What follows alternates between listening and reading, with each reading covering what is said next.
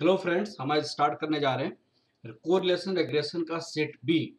और set B का ये पहला क्वेश्चन है। पहले क्वेश्चन हम पढ़ेंगे। क्या लिखा है? Answer the following questions by writing the correct answer. Each question carries 2 marks. 2 marks का क्वेश्चन है, ठीक है ना। उन्होंने क्या दिया? If for the two variable X and Y the covariance of X and variance of this covariance comma variance of X variance of Y दिया हुआ है। कोवेरिएंस एक्स वाई आपकी 40 है। Variance of X that equal to standard division का x square आपकी 16 है। Variance of Y that is standard division Y का x square आपका कितना हो गया? 256 है। तो यहाँ पे स्टैंडर्ड डिवीजन एक्स कितना हो जाएगा? 16 दैट इक्वल टू 4।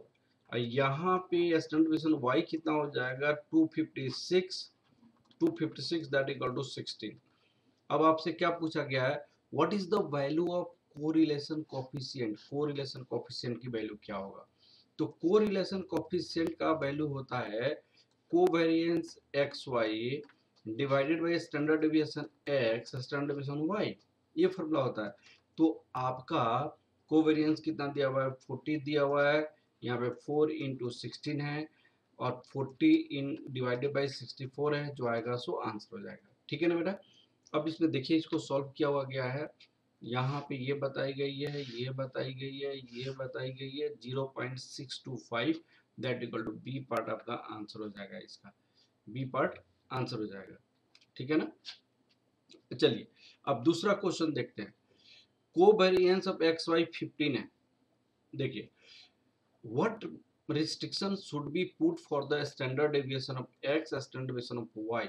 अब देखिएगा, यहाँ पे फॉर्मूला होता है covariance x Y equal to coefficient of correlation X Y equal to covariance x Y divided by standard deviation X standard deviation Y.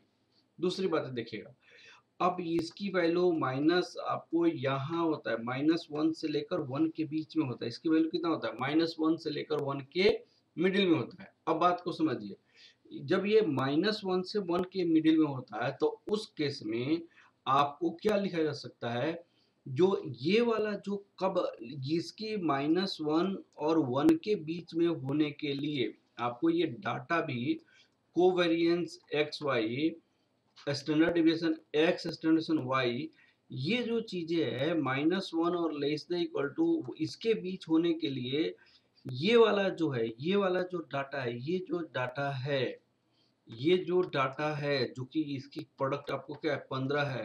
Standard X standard Y less और equal to this. ये जो product है standard X standard Y higher than standard X standard Y must be higher than 15। 15 से ज्यादा होना चाहिए, तब ये हो सकता है, अदरवाइज ये पॉसिबल नहीं है। तो इसीलिए product of the standard division X standard Y must be higher than 15। तो यहाँ पे क्या बोला है? The product of the standard deviation should be more than 15। ये आंसर हो जाएगा। ठीक है ना बेटा। अब चलिए क्वेश्चन नंबर हम 3 देखते हैं। देखिएगा, if the covariance between two variables is 20। यहाँ पे covariance x y that equal to 20। Variance of one variable is 16। मान लीजिए variance of this equal to क्या है? वेरिएंस का मतलब होता है स्टैंडर्ड डिवीजन का x square that equal to 16। This implies standard division x equal to कितना हो जाएगा आपको? Root under 16 that equal to 4। What would be the variance of the other variable. दूसरा वेरिएंस क्या होगा? यही है कोवेरिएंस का फॉर्मूला है।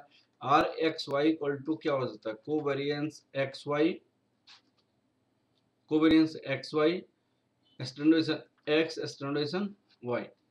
अब ये आपका 20 है और ये आपका 4 है। Standardization x that equal to 5 standardization x. ये वाला बात है। अब आपको देखिएगा, यहाँ पे उन्होंने अब इसकी वैल्यू निकालने के लिए बोला है। अब इन्होंने क्या बोला? What should be the variance of the other variable. दूसरी वेरिएंस क्या होगा? अब इसकी जो वैल्यूज होता है, ये वैल्यू -1 और 1 के बीच में होता है। दैट इज -1 लेस और equal to 5 by standardization x less और इक्वल टू आपको कितना होगा? 1। ठीक है। अब देखिए स्टैंडर्ड डेविएशन x आपका -5 भी हो सकता है। स्टैंडर्ड डेविएशन x आपको क्या हो सकता है, आपका स्टैंडर्ड डेविएशन x आपका क्या हो सकता है, यहाँ पे 5 भी हो सकता है। अब सुनिएगा, यहाँ ये क्या हो सकता है, ऐसे हो जाएगा, ये माइनस हो जाएगा और ये प्लस था। जब आपको ये साइन चेंज होगा, जैसे मान लीजिए -2 -5 में कौन सा बड़ा है, यहाँ पे ये बड़ा है। अगर नेगेटिव पॉजिटिव हटा दीजिएगा तो 2 और 5 में कौन सा बड़ा है, ये बड़ा है। तो स्टैंडर्ड डेविएशन x जो ऐसा था अब कैसे हो जाएगा, ऐसा 5 हो जाएगा। और इस केस में जब ये होगा तो ये दिस इज ग्रेटर देन 5। लेकिन वेरिएंस का मतलब क्या होता है, इसका एक स्क्वायर, तो दोनों तो एक ही बात को कहता है ना, ये और ये दोनों एक ही बात को कहता है। तो वेरिएंस x इक्वल टू क्या किया जा सकता है, स्टैंडर्ड डेविएशन x का square that is greater equal to 25 हो जाएगा। यहाँ पे वेरिएंस ऑफ y सपोज कीजिए this is the variance of y, this is the variance of y, this is the variance of y। Variance of y must be greater equal to 25 होगा। क्या होगा, ये greater और equal to 25 होगा। ये बात को समझना पड़ेगा बेटा। जो आपकी कोई भी अल्टरनेटिव यहाँ पे नहीं दिया हुआ है, यहाँ पे कोई भी अल्टरनेटिव वैसे नहीं दिया हुआ है, तो आंसर तो आपका यह होगा जो कि यहाँ पे क्वेश्चन में नहीं है। ठीक है, इसको मैंने यहाँ पे एक्सप्लेन किया हुआ है। ये माइनस और 1 के बीच में होता है, ये आपको दी हुई है वैल्यूज।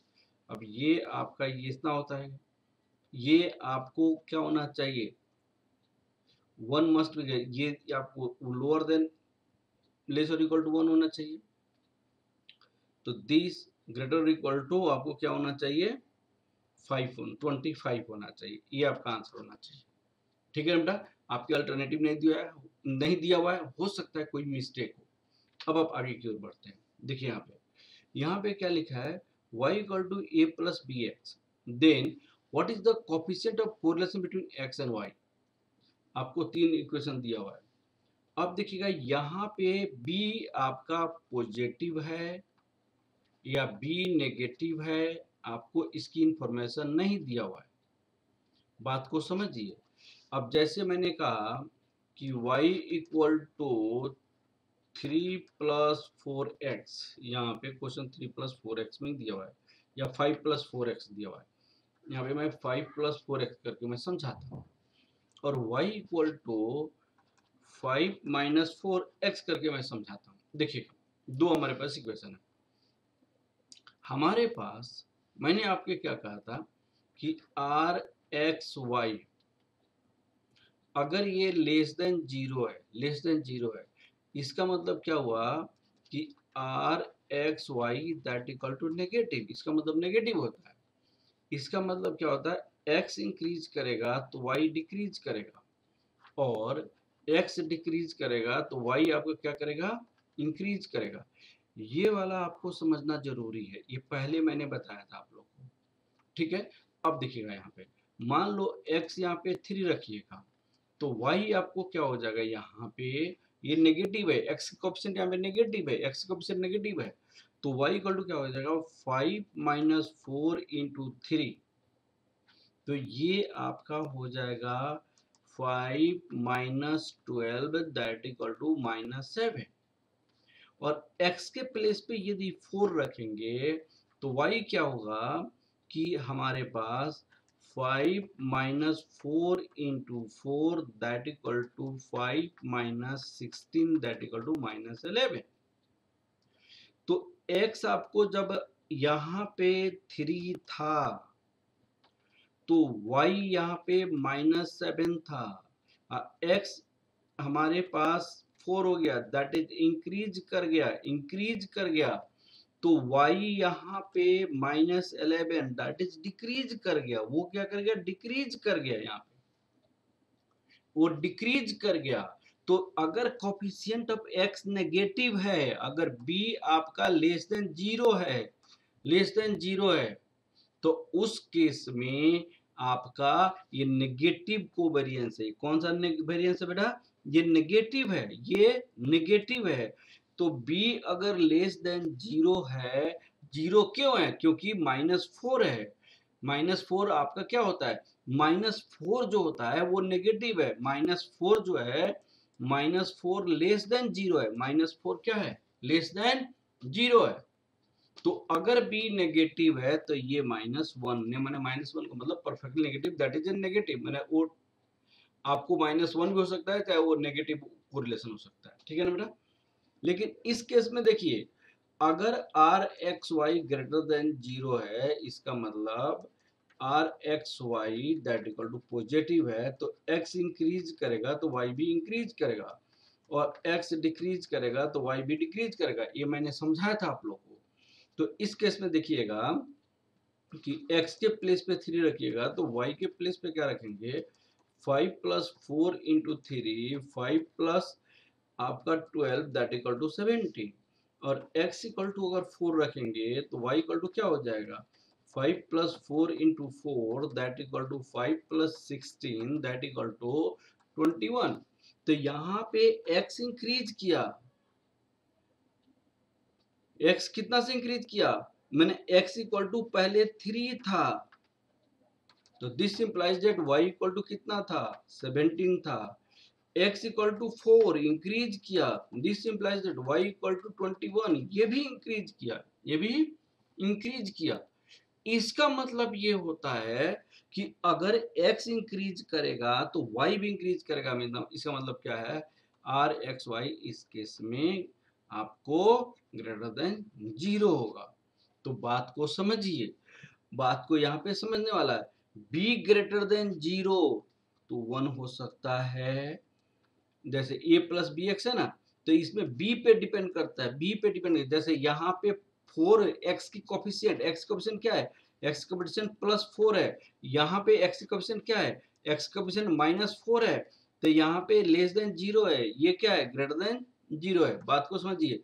तो ये अगर पॉजिटिव हो गया तो +1 हो जाएगा, b ग्रेटर देन 0 होगा तो +1 होगा, अब b लेस देन 0 होगा तो -1 होगा। ये बात आपको समझना पड़ेगा। तो इसका आंसर कौन सा पार्ट होगा? सी पार्ट होगा। तो ये कोफिशिएंट पे डिपेंड करता है कि जो x की कोफिशिएंट है वो पॉजिटिव है या नेगेटिव है। अगर ये पॉजिटिव है, ग्रेटर देन 0 है, तो ये होगा। अगर ये आपका b ग्रेटर देन 0 है, अगर b लेस देन 0 होगा तो ये होगा। तो सी पार्ट आपका आंसर हो जाएगा। तो इस एग्जांपल से बहुत अच्छे से आप समझ सकते हैं इस क्वेश्चन को, ठीक है ना बेटा। अब चलिए, हम आपको यहाँ पे आपको समझाया गया है, ये होता है r x y plus 1, x greater, y increase करेगा, एक्स डिक्रीज करेगा, वाई डिक्रीज करेगा। ये वाला इक्वेशन लिया मैंने, यहाँ पे इसकी वैल्यू 17 आ गया, अगर 4 लेंगे तो इसकी वैल्यू 21 आ गया। तो r x Y equal to 1 when b greater than 0, मैंने coefficient of x greater than 0। तो यहाँ पे y equal to a plus b x है ना बेटा, तो कोफिशिएंट ऑफ x 4 है, यहाँ पे कोफिशिएंट ऑफ x b है। उसी तरह यहाँ पे -1 होता है, तो एक इंक्रीज करता है, दूसरा डिक्रीज करता है, एक डिक्रीज करता है, दूसरा इंक्रीज करता है। तो यहाँ पे आपको यहाँ x इक्वल टू 3, यहाँ पे x है तो x इक्वल टू 3 रखेंगे तो इतना जाएगा।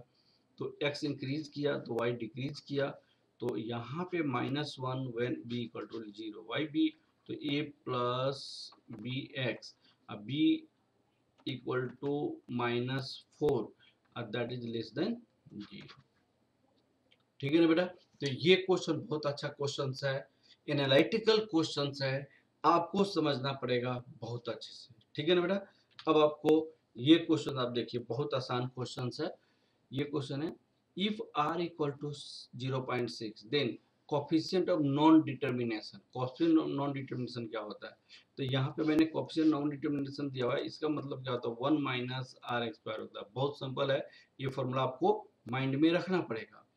तो r का मतलब 1 माइनस 0.6 का एक square that equal to 1 minus 0.36, यहाँ पे 0 पॉइंट क्या हो जाएगा? यहाँ पे 64 हो जाएगा। तो ये आपका आंसर हो जाएगा कोफिशिएंट ऑफ डिटरमिनेशन। यहाँ पे इसके बारे में मैंने लिखा हुआ, ठीक है ना बेटा। ये बहुत सिंपल है, ये जस्ट आपको फॉर्मूला माइंड में रखना है। ठीक है। अब क्वेश्चन नंबर आपको यहाँ पे सॉल्यूशन भी यहाँ पे दिया हुआ है मैंने, ये फॉर्मूला याद रखिएगा, हो जाएगा। अब दूसरी बात है, ये क्वेश्चन हम नेक्स्ट क्लास में करेंगे, थोड़ा सा बड़ा सा क्वेश्चन है। Okay, thank you class.